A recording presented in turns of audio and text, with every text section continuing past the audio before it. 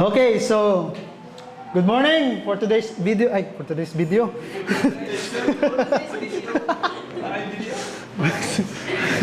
For today's sermon, for today's video. Anyway, so we're gonna continue. We're gonna continue our series in Christ Jesus. And atong hisgutan may tungod ang what Jesus has done for you. Anyway, let me ask you this question. What has Jesus done for you? Anyone can answer? He healed me. Amen. Saved me. Amen. He died for me. He died for me. Amen. Anyone? Any two? Any three? 4, 5, 6, 7, 8, 9? Wala na? He provides for me. Amen. Wala na, no? Wala na? Okay. Wala na. Wait lang. Anyway, so those answers are true. Amen? But let's us take some time today to walk through 5 powerful things Jesus has done for us. So na mga 5 butang atong isgutan karon, what has Jesus done for us? These are not just historical facts. They are life-changing truths that gave us hope, identity, and purpose. Come on, man. And number 1, in Luke 19 verse 10, I will read it in English and also in Bisaya so that for the sake of our national, local and international. Amen. So sa Bisaya pa, sa Lucas 19:19, ingon siya kay mianhi ang anak sa tawo aron pagpangita og pagluwas sa nawala. Sa English pa, for the Son of Man came to seek and to save the lost. Number 1, ang rason nga nung unsa gihimo ni Jesus sa Christ sa tuwa is because Jesus came to seek and save the lost. Amen. Amen. Once I am lost, and now I am found. Amen. And now I'm here in front of you. Salamat sa Dios. Come on, that's right. So Jesus didn't wait for us to find Him. So sa mga ingon ta, nakita na nimo siya? Yeah. Nawala ba rin ang Ginoo? Di ba nawala ang Ginoo? Kita ang nawala, dili ang Ginoo. So, once I was gitukhang ko sa Ginoo, kabalo sa nang tukhang, tok hangyo. So, hangyo, yes. So, before I was a gang member, so wala sa nakabalo. Pero, kuhan ko, katong good boy kunuhay. So, I've been in riots everywhere, anywhere. Bisag asa. So, ako ang tig save sa mga nangapiang. Pero naisa ka higala na ako once my friend invited me to a youth gathering. Dito ko natakpan sa Ginoo. I was captured by God. And ingon siya dito, nami youth camp. There's a youth camp. So I don't have enough cash to pay the kuan. And then said, don't worry, God will provide. And then the Lord provide. Naka-appeal ko sa camp. Dito ko gidakop jud og maayo sa Ginoo. There's an altar call. Ana akong pastor, you should go. I'm just chilling here. I don't want to go. So the pastor told me, just try. Then I tried to come sa atubangan. And then, besides me, there are people crying. And I told myself, so overreacting. Ra kayo. Why are you crying? And then, suddenly, I was like, closing my eyes, and then, there is a white light that passed through me. And then, after that, nag-kneel ko, wala ko kabalo, naluya lang akong tuhod, then naluhod ko sa kuan, and then I was burst in crying. Ingana ko nadakpan sa Ginoo.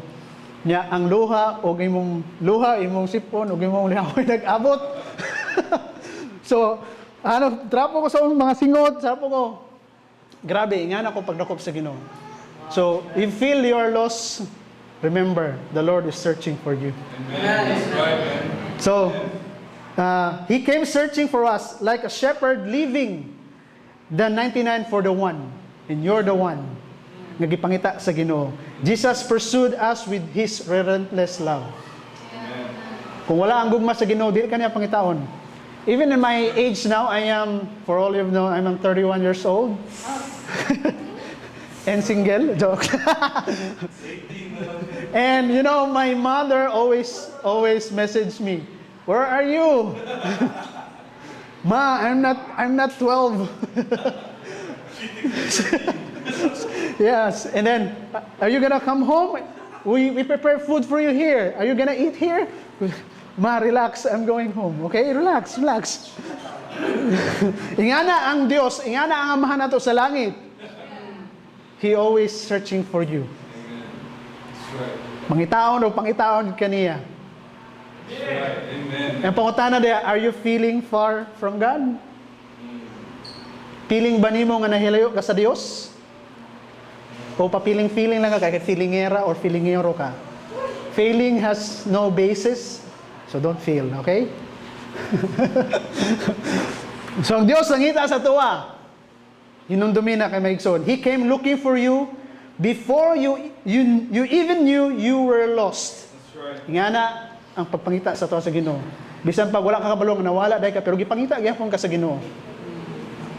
Ingana ang gugma sa Ginoo. So Jesus came to seek and save the lost. Mao na ang unang rason unsa gihimo ni Jesus Christ ato. And then ikaduhang rason in 2 Corinthians 5:21. Ako ang basahon sa Bisaya na sad. Okay. 5:21. Ingon siya dinhi. Walay sala si Kristo apan gipakamasasala siya sa Dios. Aron kita sa atong pagkahiusa kaniya makabaton sa pagkamatarong sa Dios. Ikaduhang rason, Jesus took our sins para mahimutang righteous atubangan niya sa Ginoo. God made Him who had no sin to be sin for us. Nga na ang kuha sa Ginoo. Jesus never sinned, amen? Yet He became sin for us para maluwas ta sa atong mga kasaypanan. Every lie, every failure, every dark thought has placed on Him so we could be made right with God. Nga na ang rason nganong gipakamatyan, nganong napakamatay si Jesus sa cross o gikuha niya atong sala para mahimutang matarong sa mata sa Dios.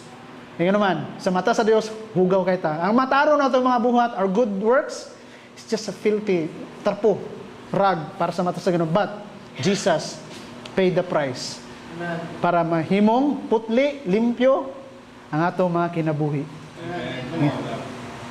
The cross wasn't just painful, it was personal. Yeah. Para sa imuha, para sa kuha. Nga na, kadako ang gugma sa Dios. He took your place, He wore your shame, our shame. Once, na pastor nag-share sa mga na siya'y dream. Nag-dream siya about sa Passion of the Christ. So, katong sa mga nakakita sa Passion of the Christ, grabe. While we were watching sa Passion of the Christ, my friend, kung nakailan mo kang Talia, si Ruby, sa Balay Lagari, we were watching in the house of Gary. And then, Talia was beside me and she was like this. Because I was in her left. I never thought that she was crying. And I know, why are you crying? I'm crying too. And then, grabe, nakita na ko dito ang tinuod nga gihimo si Jesus. And bisan karon, grabe. Mangilbot ang balahibo kay because sayang gihimo gani. Imagine mo tong pain na yang giagihan. The lashes, the mockery. And then katong bungat kay nga yang gipasan. So, take a moment and whisper sa Ginoo, "Salamat, Lord." Amen. Thank you, Lord. Gani, katong pastor na nag-share sa mga sa iyang dream, he was dreaming about gilangsan niya si Jesus sa cross. And the soldier was him. When he pierced the nail, he saw his face in the cross. And he was shocked. Ngayon naman, kita dapat ang matubang dito sa cross. Pero Jesus take it. Yang ikuha sa tuwa. Nga na ang maayo sa Diyos sa tumakin na. And that is the second reason why what has Jesus done for us is because Jesus took our sin. And then ikatulo, in Romans 5 verse 8, masawa na po na ako sa Bisaya, aron sabta na to. Asa naman ka, Romans? Where are you? Here. Romans 5 verse 8. 6 man eh. Ingon sa dinhi, apan gipakita sa Dios kanato ang gidak-on sa iyang gugma kanato kaysa makasala pa kita, nagpakamatay si Kristo alang kanato. So Jesus died for us. Mo nang one of our kwan sa buhi, Jesus loves me. I have sinned. Wala dili man mo. Jesus died for me in the cross, and then the last is I had to decide to follow Jesus. So the reason why ngano pakamatay si Jesus cross, while we're still sinner, Christ died for us. Jesus didn't wait for us to clean up or act. He saw our worst and still chose the cross. Iya gyapon gipili ang cross. Bisan sa pag sa hugaw nato, iyang gipili ang cross para kita malimpyuhan. Imbes na kita digtuwa, iyang gikuha para sa tuwa. His love isn't based on our performance. It's rooted in His character. What is character? His love. His passionate love for us. Imagine niyo kanang judge gani stepping down and paying the fine for the criminal. That's what Jesus did. Imbis na kita dito, napo example nga imbis na siya ang magbayad, gibayaran siya sa tao. And that is Jesus. Yang gihimo na para kita. Wala sama kay sa gingon ni Pastor Aled last Sunday. Dili na to mabayaran ang sala. Wala laing makabayad kundi si Jesus Christ lamang. Kaya naman, the perfect sacrifice. He is the perfect sacrifice. Dili man kita perfecto. We're not perfect, so we cannot pay ours. Di na ito mabayaran ng sala. Kinahanglan ang perfect sacrifice para malimpyuhan ang atong mga sala. So, if He loved us while we were still sinners, how much more does He loves us now as His children? Imagine that. Katong makasala pa kita, gigumag sa Ginoo. Samot na karon nga anak nata sa Dios, pagkalabing anindot ang dakong gugma gikipadayag sa tuwa sa Ginoo. Nga na ang dakong gugma sa tuwa sa Ginoo. And then number 4, kaupat na rason nga unsay gihimo ni Jesus Christ sa tuwa is in 1 Corinthians 15 verse 3 to 4. Basa. Okay, here. Yung sa dinhi, gitudlo ko kaninyo ang akong nadawat nga mahinungdanon kaayo. Kini mao nga si Kristo nawantay alang sa ato mga sala, sumala sa naisulat sa kasulatan. Gilubong siya sa ikatulo sa kadlaw, gibanhaw sumala sa naisulat sa kasulatan. Christ died for our sins, was buried, was raised on the third day. And ikupat na rason is Jesus rose from the dead. Mao na yung gisgutan ni Pastor Alwood last week, the Resurrection Sunday. So, wala na namatay ang Ginoo ha. Basig, hinuna pa nyo nga namatay ng Ginoo. Jesus has risen. Amen? So, the resurrection is not just a symbol, it's proof na siya nabanhaw. Wala na siya digto, kundi nabanhaw na siya. Na nasa sa langit, naghari. Kung mabalik siya sa ikaduhang pagbalik niya, nga, kuhaon ta niya diri, nga hari na siya. Amen? He's excited na. Are you excited that Jesus is coming soon? Can I get an amen of that? Amen. So death could not hold him. That means it cannot hold us. So wala na gahom ang kamatayon sa tuwa kay naman.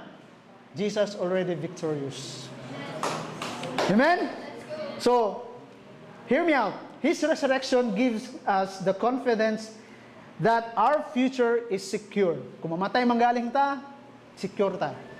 Yan nanangutan sa ko, my friend, are you scared of death? And I answer him with two answers. Before when I was not a Christian and not follow Jesus, I'm scared to death. Ladok mamatay oy. Kasi hadlok mamatay dere. Tas kamot. Uy, mahadlok mamatay! Amen! Wala yung mahadlok mamatay. Kana, mo na nito. So, ano ko siya, nga before, when I had a relationship with the Lord, I'm scared to death. My parents, I'm gonna leave them, they're gonna cry. I don't want them to see crying. Ano gani? But, ano ko siya, the second answer is, when I believe in Jesus Christ and read that the death is, iyan ang daog, ano ko, I'm ready to die, man. Kung ano sa kukuhaan sa Ginoo, ready kayo ko. Wala akong pakialam. Kaya naman, I will be with the Lord. And you will be with the Lord one day. So, ay maghandlok mamatay. Okay? Kasi handlok mamatay! Wala. Amen! So, you don't have to fear death. Amen. You belong to the risen King. Naangko na ka sa Diyos, sadakpa na ka niya, so busa, iya na ka ni Kristo. So pangutana niya, are you living like Jesus is alive? Or like He's still in the tomb? Good question. Jesus is alive. Jesus is alive. He is risen. Amen? Amen. So ikalima, ngano sa gibuhat ni Jesus Christ sa tumang kinabuhi is in 1 John, John 14. John na sa John. John, where are you? Wait lang ha. Okay, na si John. Okay, basahin ako sa Bisaya. John 14:16 to 17. Mangayo ako sa amahan ug hatagan kamo niya laing magtatabang aron makig-uban kaniyo hangtod sa kahangturan. Siya mao ang espiritu sa kamatuoran, ang kalibutan dili makahimo pagdawat kaniya kay dili man kini makakita o makaila kaniya. Apan kamo kita nakaila kaniya kay nag-uban siya ug nagpunyo dinha kaninyo. Yung sa dinhi, He will give you another helper which is the Spirit of truth. Ang limang rason unsay gihimo ni Jesus Christ sa tuwa is Jesus sent His Spirit. So Jesus didn't just die and rise. He now lives in us by His Spirit. That means we are never alone. So wala ka na hiusa. Hinumdumi na mga kaigsoon na, if you feel alone, ayaw lagi pag-feel. If you feel that Jesus is quiet when in your prayer time, himtiman ikaw una ni layo. One time nga nag-pray ko kay, Lord, grabe, heavy burden na kay Lord, di na ako kaya. So I was praying like 1 in the morning. I can't sleep because of this heavy burdens nga na akong gina-go through. Ako, Lord, I can't. Walay words na magawa sa akong baba. I always like, can't do this anymore, Lord. Ako, tabangi ko, Lord, help me. And I was so weak. Grabe, bugat yung kapamati. Feeling heavy. And then, na-feel akong Ginoo. I felt the Lord touching me in my back. And He said, it is okay. I'm here. And then, ang peace, ang burden, nawala. Nga na, kamayo ang Diyos akong kinabuhi. Ako, Lord, thank you, Jesus. Now I can sleep well. Nakatulog ko. Kaya nga naman, the Lord never forsake me. And He never forsake you. Nga na, ang Diyos, nga naman, the Spirit is here with us. Yeah. Not only in this four cornerstone, it's in your heart. Amen? So, that means we're never alone. We are empowered, led, and comforted daily. Kung naman kayo ginago through sa kinabuhi, hinumdumi, na ang balaang Espiritu. The Holy Spirit is there for you. Ay mo lang goton, tawagon mo siya. I'm here. I am here. So think of the Spirit like GPS. So, in 200 meters, turn left to Dakodao Road and your destination, JP Laurel. Amen? So, think about the Spirit like GPS. Diba? You might go off course, but He always reroutes you back to Him. That's right. Kung nasa laag man ka, kung naman kayo ginagotro ako, Lord, di na ako mo simba, Lord. Kaya muro namo ko, nakabuhat mo ko, dili maayo simba, Lord. Di na ako mo simba. But the Lord the Spirit of the Lord always, hoy, dire. Gina-remind you kaniya always nga, in line ka dapat sa Ginoo. Along the way, I know, along the way, in your relationship with the Lord, even I, na mga temptation, na mga struggles in life, na peer pressure, but always fix your eyes on Jesus. He's the author and perfecter of our faith. Lantaw lang ito. Ayaw na tanawa ang mga babag sa imong atubangan. Kaya nga naman, imong fokusan nga ang mga babag diri sa imong atubangan, maluya ka. Mawadaan ka gana. I give up, Lord. I'm done.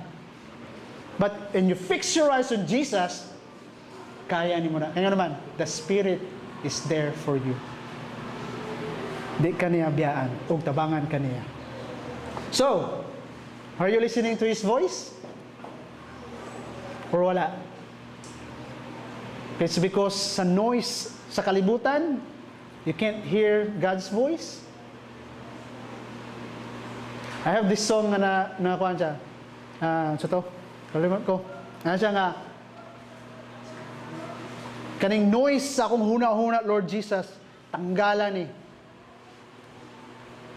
Tanggalan ning noise sa akong mga huna-huna. Kaya naman, kung dili na ito nabuhaton, ma-focus lang ta sa kalibutan na kasabang. Kung saan mamaagi, madunggan na ito ang voice sa Ginoo, in His Word, through His Word, through the conviction of the Spirit, and through peace.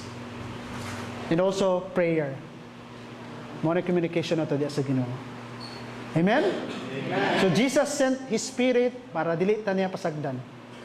Nga naman, Jesus rose, na nasa langit, but He asked, nga bilinan ta niya Espiritu sa Dios para dili ka maghiusa. Amen? So, conclusion. So what has Jesus done? Sige daw ba, mga kaigsunan? Kung naminaw ba ta? He died for me? He searched for me? I'm searching for you. Una, He came to find you. He took your sin, our sin. He died on your place.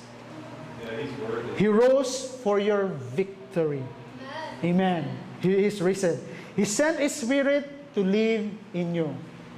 Amen? So if you surrender to Jesus, today is the day. Amen. Kung wala pa nimo na feel si Jesus, karon ablihan nimo kasing-kasing. Nga naman, bisag asa ka ba ito, gukdon ug gukdon kaniya. He will keep looking for you. Amen. Just open your heart. Let Him come in and be the ruler of your life. And this is the day na ikaw mahimong anak sa Diyos. So if you've forgotten what He has done, remember and return to Him. Just like the father, katong naglantaw lang siya sa bintana, nagana siya sa bintana, and the son, when he saw his son, kung siya yung gimo, naghulat lang ba siya? No. He ran. Gidagan niya yung anak, and then he hugged. And then nangayos siya, Pa, I'm sorry for what I... No. Okay, let's celebrate. Because once lost, and now house found. This is the day, mga kaigsunan. So, if you're weary, rest in His finished work. So, my final verse for today's video, today's sermon, in John 15, verse 13, ingon sa dinhi, sa Bisaya, ang labing dakong gugma nga ikahatag sa usa ka tawo ngadto sa iyang mga higala mao ang paghatag sa kaugalingon niyang kinabuhi alang kanila. So, greater love has no one than this, to lay down one's life for one's friends. And mao na gihimo ni Jesus para sa imo, sa ako, sa atong tanan. Amen? That's what Jesus done for you. So let's live in response to that amazing love. Amen? Amen. Amen.